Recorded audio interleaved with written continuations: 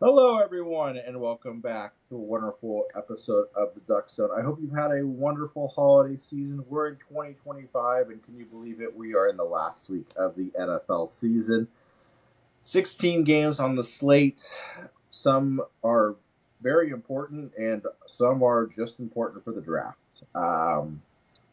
That said, we had a long week 17. A lot happened from Christmas all the way through the 30th. A lot of games that felt like.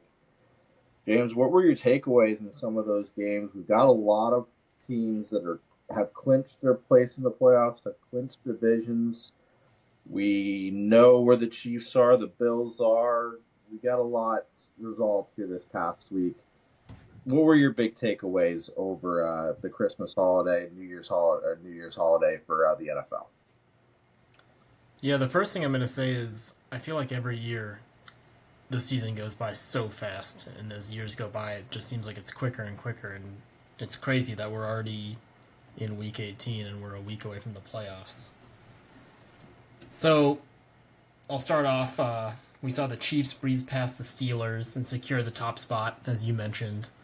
I'm just going to kind of rattle through these. I mean, there's no real rhyme to reason for any of these, but we saw Lamar. Some of the big takeaways I took away. Lamar broke the quarterback rushing record, and the Ravens pounded the Texans, which was interesting. Texans are an interesting team. They're obviously guaranteed a playoff spot, but they are not riding high by any means, and they've Yeah. had a lot of injuries. We saw a very bizarre game the day after Christmas, a 6-3 Seahawks over Bears.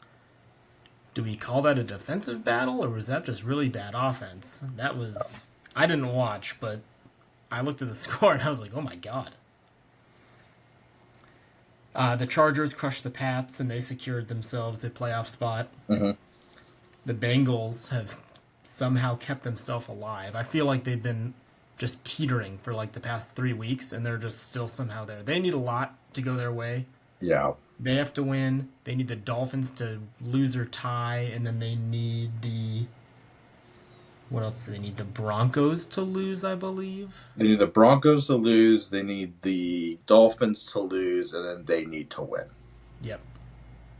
I think I saw something though, like if the Dolphins game ends in a tie, the Bengals go. But Okay. regardless, I mean, Yeah. they need a lot. That's asking a lot. Yeah. Uh, Bills clinched the 2 seed. Yep.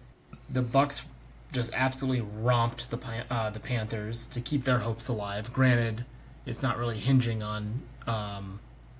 No, the Bucks do control their own destiny.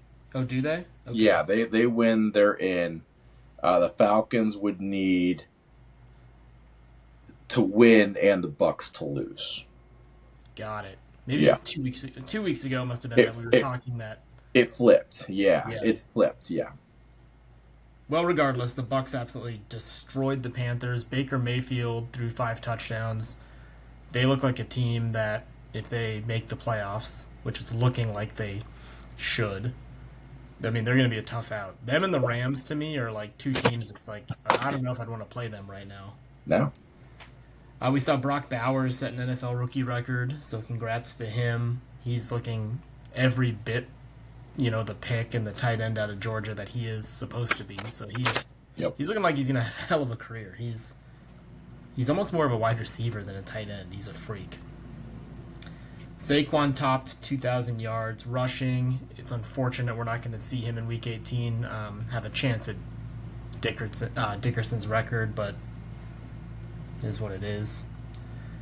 The Giants eliminated Indy, and I kind of put down that they worsened their draft pick. I mean, they're tied, I guess, with a lot of teams with 3 wins. Had they just lost the game, they pretty much could have guaranteed the number one pick in the draft, but in Yep. Giants fashion, they decided to win, and Drew Lock looked pretty solid. The Dolphins are clinging to their playoff hope.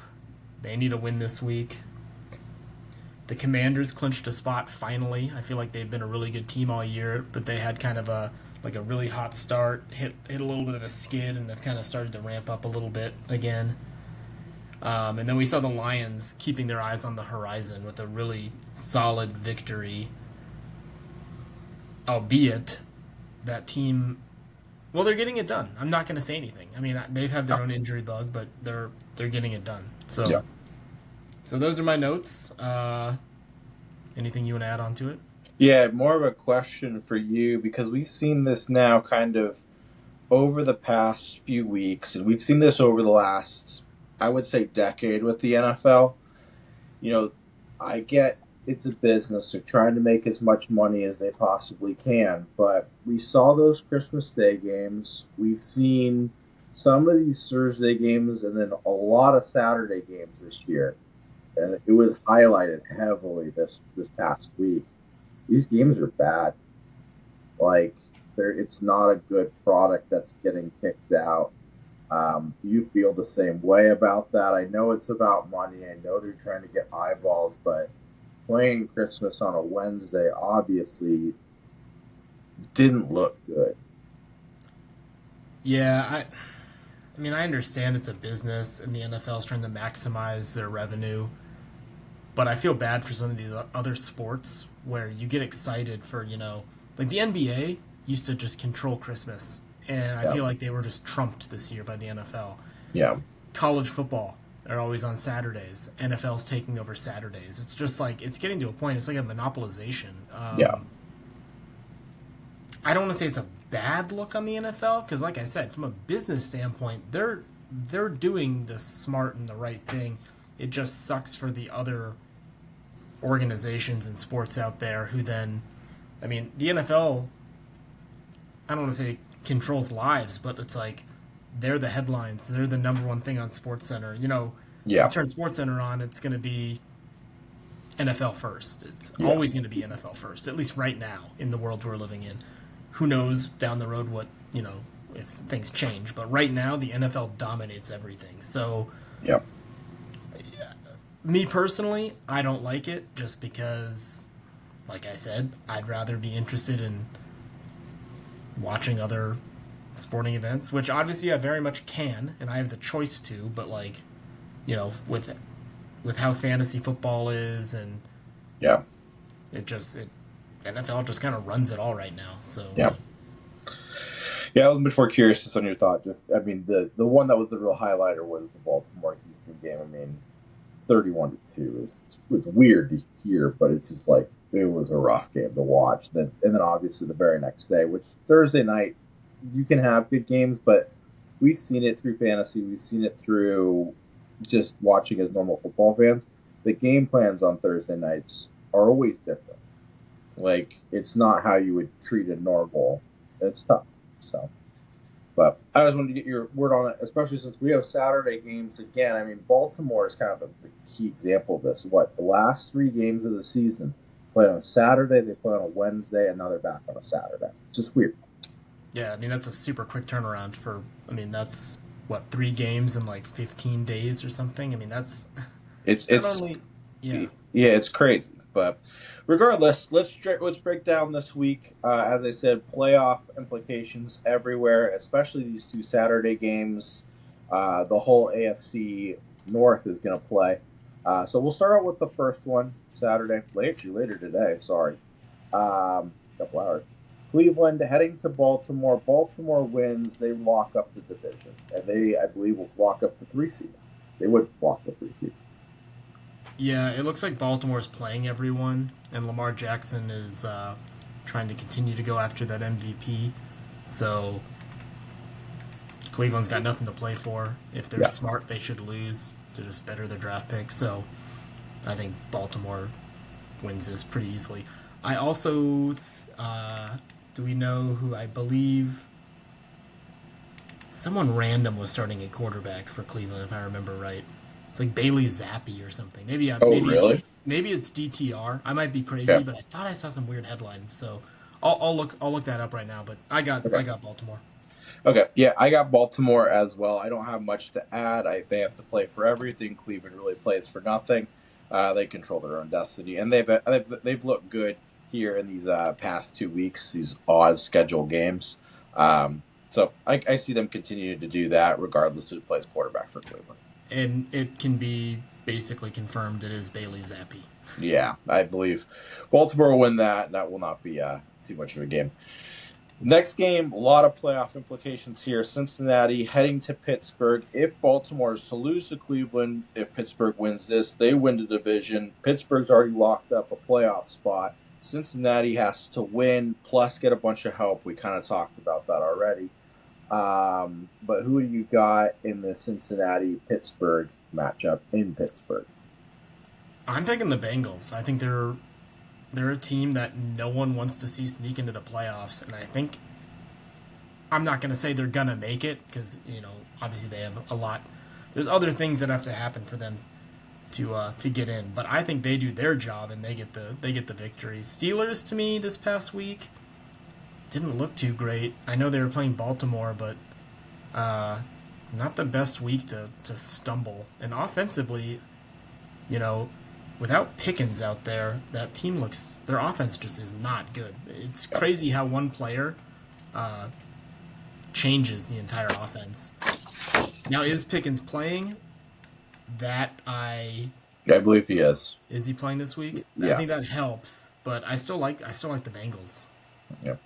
I'm going to take Pittsburgh. I think they eliminate Cincinnati here. Cincinnati's been rolling. I agree. Offensively, this is a team you don't want to see, but I think Pittsburgh comes in with a pretty good defensive game plan. They shut down Burrow, and they know they'll treat this like a playoff game. Some momentum going in, because as you said, they've kind of struggled here against Kansas City, Baltimore the last 2 weeks. Offense has not looked great. Defenses look good, but the offense hasn't looked great. They got to get themselves into the end zone. I think it'll also help this game is being played in Pittsburgh. I think the crowd will be rowdy, and they know what they're playing for.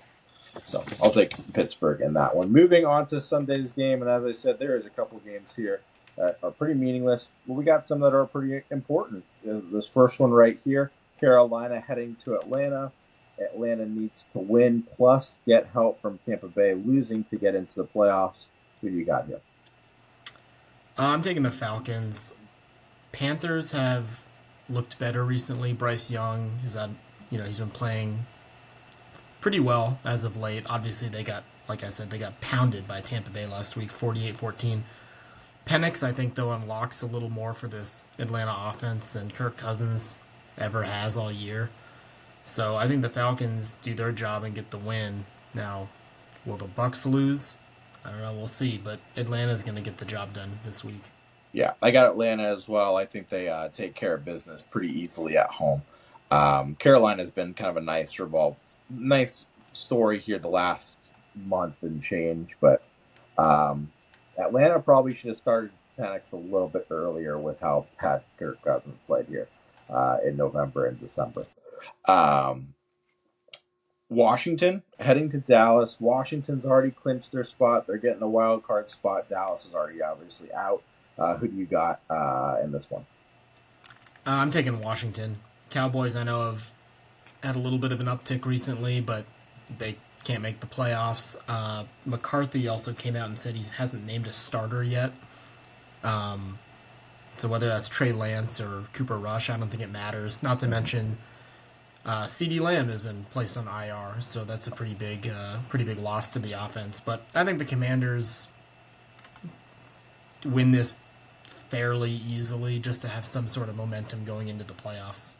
Yeah, I feel exactly the same way. I'm going to take the Commanders. Not too much to add there. Next matchup, kind of the same story. Chicago going to Green Bay. Green Bay has already locked up a wild card spot. Also, just playing for seeding.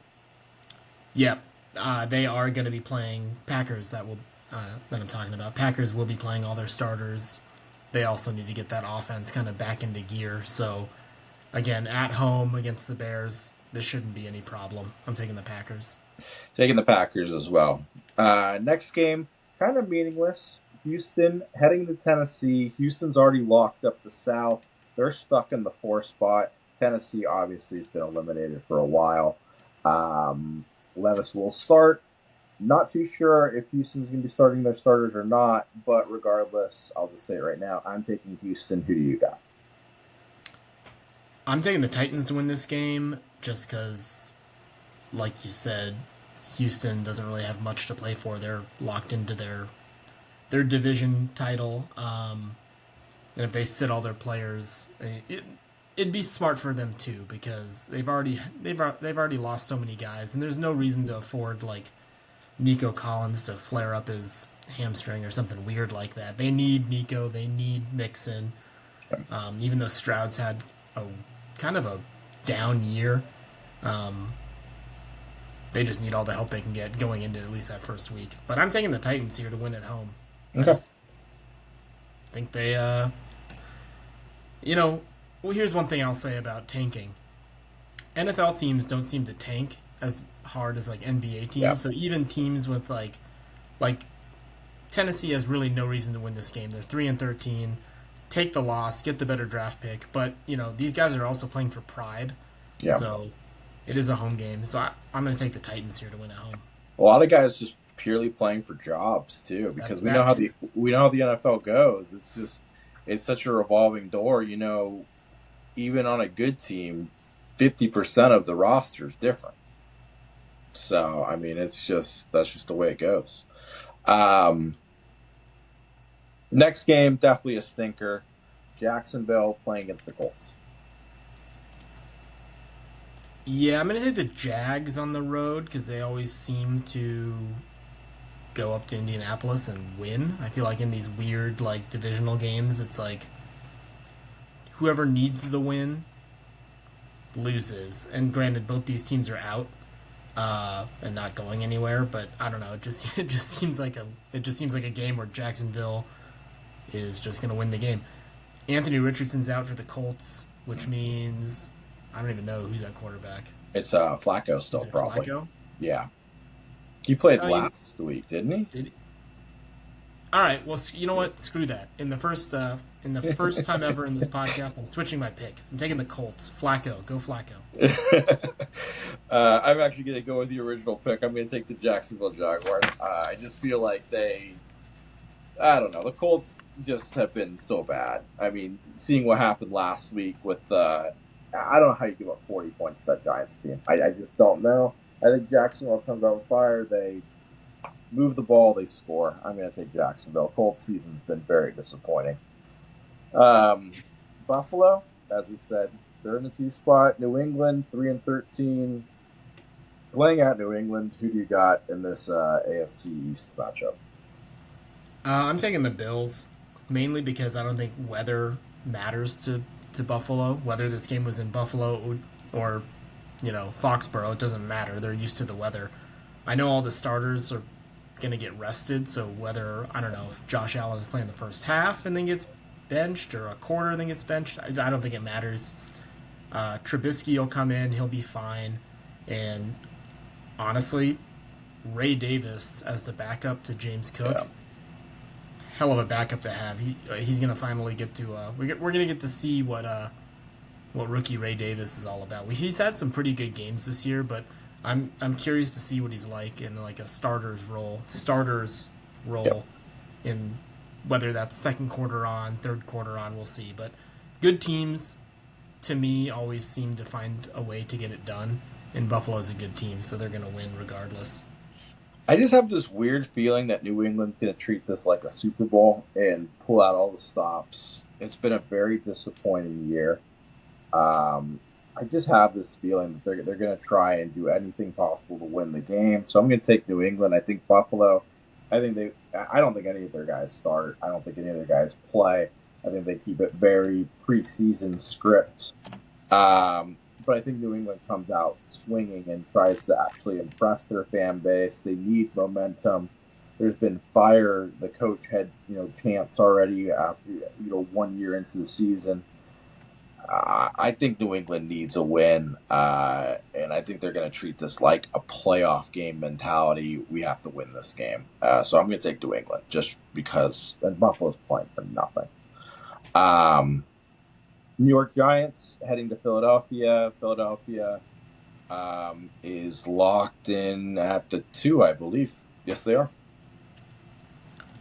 I'm taking the Giants to win this because I've heard of Drew Lock, and it's looking like Tanner McKee is going to start for the Eagles, and I don't know who Tanner McKee is. So I'm taking Drew Lock and the Giants. Mhm. I'm going to take Philly. I don't know why. I circled Philly. I'm going to take Philly. So I'm just leaving it at that. I'll just go with what I circled. I don't think this is going to be too exciting. Yeah, I don't know how they scored 40 some points by the way last week. I just don't. Go to back to a game that is important here. New Orleans Saints taking on the Tampa Bay Buccaneers. Tampa Bay wins. They're in. They control their own destiny. Yeah, I'm taking Tampa Bay and Baker Mayfield by a million. Yeah. Derek Carr's been ruled out for the season. New Orleans is had a, also talk about a team we talked about as being one of the best teams in the NFL by week 3, week 4, and they've had like one win since then. So yeah, Buccaneers by a million. Yeah, Buccaneers win this one easily. They'll get into the playoffs and they'll lock up the South. Very interesting game here. Kansas City heading to Denver. Denver wins. They're in. Kansas City has pretty much already said we're benching everyone. This is a rivalry game, though. It'll be interesting to see what happens in Denver. Who do you got? Yeah, I'm taking Denver just because Kansas City's locked into the 1 seed, so they have no reason to play anyone. It means way more to the Broncos, and they arguably should have won the last time they played. Yeah. So I'm taking the Broncos at home, and they're gonna be in the playoffs, which is something I never would have thought of preseason with Bo Nix and Denver. But Yeah. good for them. They're gonna hopefully get to 10 wins with a win this week. Yeah, I predict the same thing. I think Denver ends up winning this game, and I think they would get the 7 seed at that point. They'd have to get the lovely draw of playing Buffalo, but I think Denver wins this. I think Kansas City also, kind of what I said earlier with Buffalo, kind of just hits cruise control with all their backups and just lets this thing happen. Just escape with no injuries, basically. Playing proceeding here, Chargers heading to Vegas. I'm taking the Chargers because it means more to them. Raiders, if they're smart, should lose this game because I, you know, even though I mentioned that teams shouldn't tank and guys are playing for their jobs and there's pride, uh, if Vegas, if the higher ups in Vegas are smart, they'll say, we need a Cam Ward, we need a Shador Sanders. So I'm taking the Chargers. Yeah, I got the Chargers as well. A little bit of a meaningless matchup here. Seattle heading to the Rams. It's a rivalry game, but the Rams have already locked up the division. Seattle has been eliminated. Yeah, I'm kind of keeping on that same trend. Seattle will be playing guys. The Rams are going to be sitting guys. So I'm taking Seattle. I'm actually going to take the Rams. I think Jimmy G's going to have a good game. Yeah. This is the week, and watch him watch the Jimmy G train start all over again. He's going to throw for like 3-4 touchdowns, something stupid, something that doesn't make any sense. Hey, he could be playing for a contract. That's exactly what I'm thinking. He's gonna make some money, and let's be real. The last time this happened with a washed up quarterback turned out pretty well for Baker Mayfield. So maybe Jimmy G's thinking the same thing. McVay is gonna want to win. We know that. So this time, this game might be meaningless, but who knows? It may not. Miami going to the Jets. I'm taking the Jets mainly because. Give me 2 seconds. I'm just double checking. Snoop Huntley's starting for Miami. Is he? Okay. Yeah. Yeah, I was gonna say Tua's not playing. He's doubtful, No.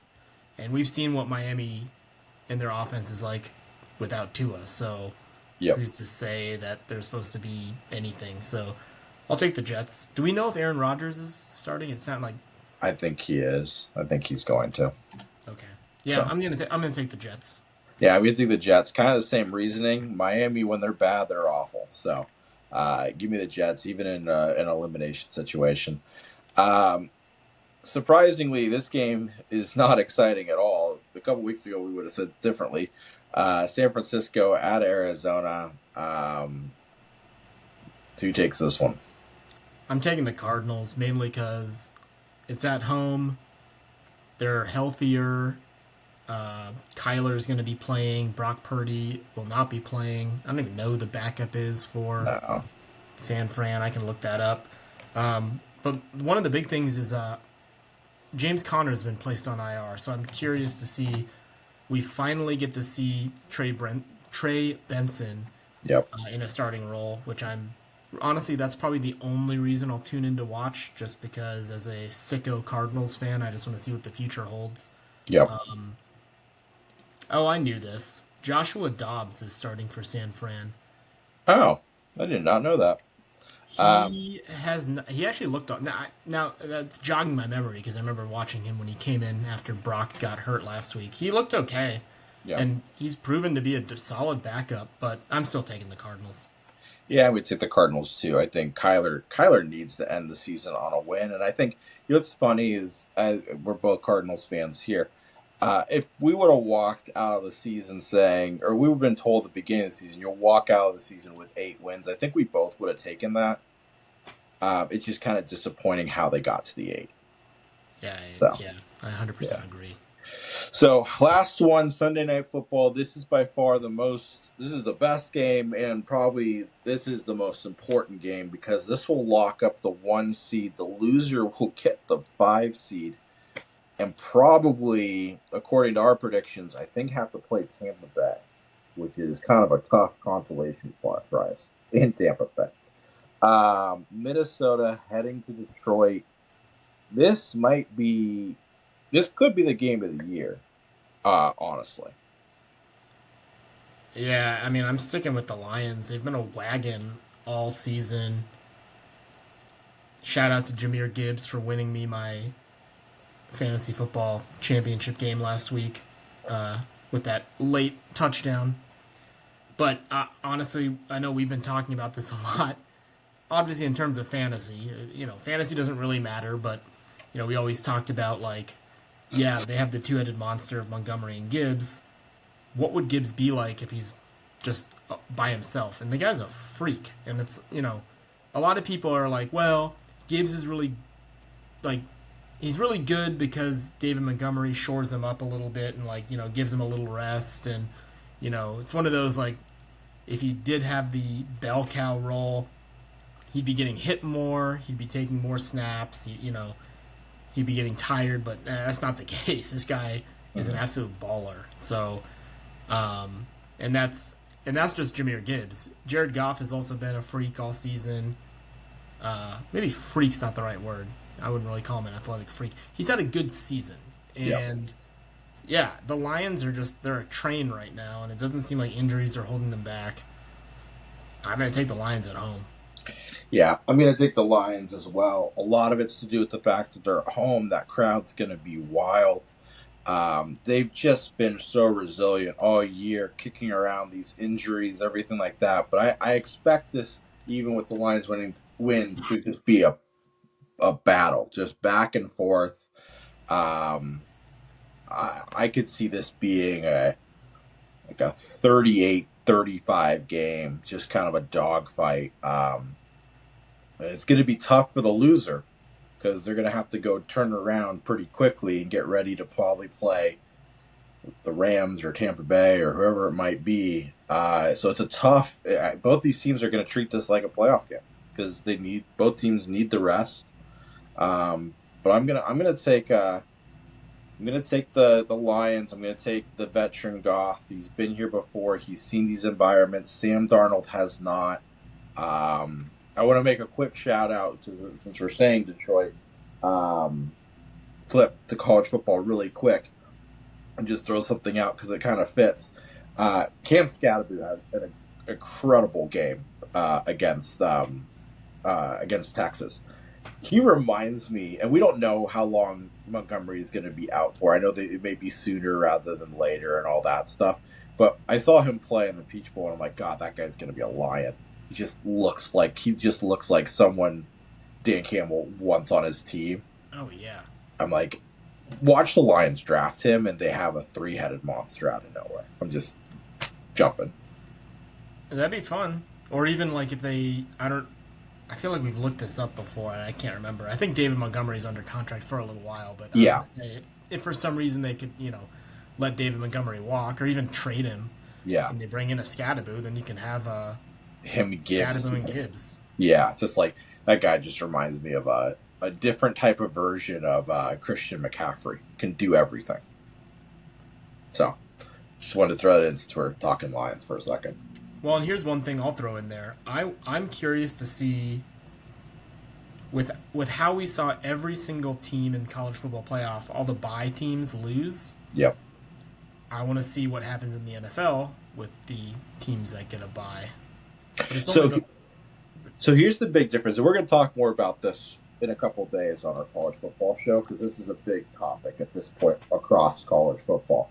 And my big argument for it is the college football playoff. Obviously, this is all new. Those teams had 25 to 27 days off. There's no preparation for what to do from 25 to 27 days off.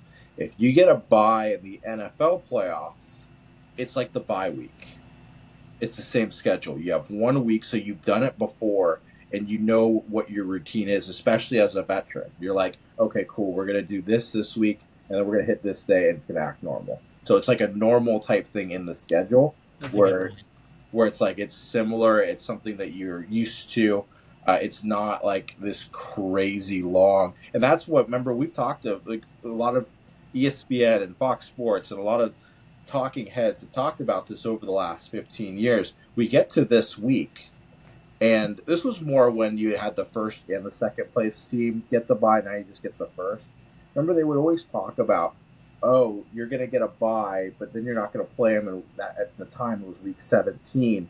So then there were 2 weeks off. And remember, all those teams would usually come in pretty rusty because it was two Yeah. weeks of them playing. And everyone's like, oh, this may not be the best strategy. Yeah, that's a So, good point. so Well, we'll still see. I guess two teams get a bye. One in yeah. the AFC, one in the NFC. Will it matter? Probably not. As I don't think we're going to see as much of a drop off like we did in college football with Yeah. all four bye teams losing. But And we'll go deep into that here in a couple days. Don't get me wrong. I'm yeah, going to talk a lot we'll about save that. it all for the college football show. Yeah. So, but outside of that, guys, thank you so much for tuning in. Enjoy the last weekend of the NFL season. As we just kind of teased, we'll have a college football show coming out in a couple days as the Orange and Sugar Bowl will be played later this week. And then obviously we got to get ready for the first round of the NFL playoffs as well. So we got some fun shows ahead. Keep your eyes on the channel. And we will talk to you guys soon. I hope you guys do well. Happy New Year 2025. I hope it's a big year for everyone.